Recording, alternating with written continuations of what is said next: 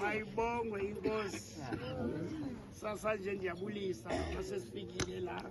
Nkosi yami. Phambi kokuba siqhubekeke ngizawucela uba uTshongolo asikhokhele ngomthandazo. Akathandazele ingcwaba. Uthandazela indaba uba uThixo sisuse ekhaya ukuze sizofika la siphephile. Inkqubo yale nkonzo egameni lenkosi. Amen. Thixo umsindisi dalo wezulu nehlabathi bawo ingcwele wena usenzileyo Thixo wethu. Amen. Sithoba inhloko kuwe mdalo wezulu sizithoba sibulela ukuthwalwa nguwe bawethu wasemazulwini ezintweni zonke suseloko Thixo bawo bethu sathi sehlelwa mdalo wezulu nehlabathi oko usecala kwethu bawethu ingcwele siyakudumisa ke mninto zonke sikubulisa Thixo bawo bethu sithi xa sifikileyo ke kule ndawo mninto zonke makwenzeke konke bawo olilungisa mdalo wezulu nehlabathi yenza ke Thixo bawo bethu into yokuba abantu nezihlobo nezalamane zawulo mzimba mninto zonke zingenzi le ndawo indawo yonqulo ukuze zulithabathe uzuko lwakho Thixo bawo bethu zilinikele kwinto engento siyakunqula ke Thixo bawo bethu fake yonhliziyo ke mdalo wezulu nehlabathi yenza ke Nkosi njengoko kufanele egameni ke lonyana wakho uKristu Yesu. Amen. Siyabulela nkosi kaThixo. Asizuyihlumayela sizayithetha nje indaba yendumiso zikaDavide chapter 90 verse 1. Nkosi yami ulikhaya wena isizukulwana ngesizukulwana. Kungekazalwa ntaba kungekavelisa umhlaba nazwe limiwe. Ususela phakade kude kusephakadeni wena uThixo. Amen. Siyabulela kaThixo xa sizawuqala umsebenzi wokuhlwayela lo mzimba. Amen. Sikumsebenzi wokuhlwayela lo mzimba ngendlela yenkonzo. Amen. Uba wethu sikhulunyiwe ngayo sizwile. Sizofunda nje izahluko ezimbini siye yesibini uba siphile ilitye elikhoyo elisetyenzelwe ngabantwana bakhe nezalamane. Amen. Ilizwi lethu incwadi yobuKhani besibini.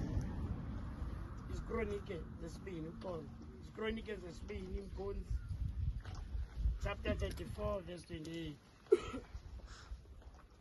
Isikronike zesibini chapter 38 verse 24. Fundi yodwa Mkhonzi.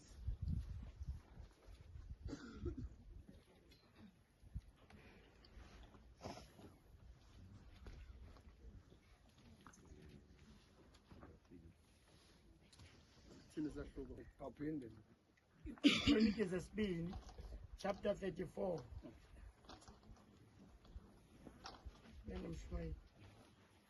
verse 28.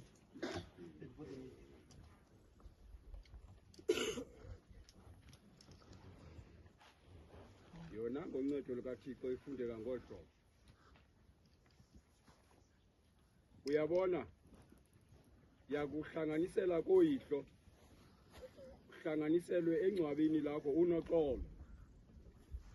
Angabuboni amehlo akho bonke ububi endiyizisela bona le ndawo nabemi bayo. Futhi isahluko Mkhonzi. Isikronike zesibini isahluko esikhulu 34 umqolo 28. Uyabona, ngiyakukuhlanganisela koyihlo, uhlanganiselwe engcwabeni lakho unoxolo. Uyawuhlanganiselwa uba wethu engcwabeni lakhe. Bakhona bebekho ngaphambi kwakhe. Sisekhona sizawuza emva kwakhe. Every time usemngcwabeni uwazi uba nawe usuku lakho luyeza.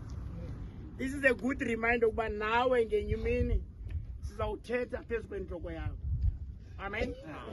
Kubekwa kuhlwayelwa umuntu lo ebenoxolo. Amen. Ebenoxolo kuba uxolo nobungcwele kungekho namnye onokuyibona inkosi engenazo zompawu. Esizifundileyo kulotata indaba yoxolo. uYesu Kristu evuka kusuku lokuqala evekini ekwi-upper room, uthi nxa befundi belapho bonke, uthi nxa ephakathi kwabo uxolo malube nani. Peace be with you. Egameni lenkosi sizowubeka umuntu ozowulala. Amen bazalwane. Koyise engcwabeni lakhe enoxolo. Mayibonge inkosi. Uthi uJobi angasabuyeli endlini yakhe nendawo ezawuhlala kuyo ayisamazi. Sikholwa yiloko kule nkonzo babazalwane uba sikhuluma ngotata sithethi naye. Sikhuluma ngaye asithethi naye. Uba singathethana it means it ake usekhona. Sikhuluma imisebenzi yakhe asithethi notata. Egameni lenkosi. Amen. Icela ihle ibhokisi.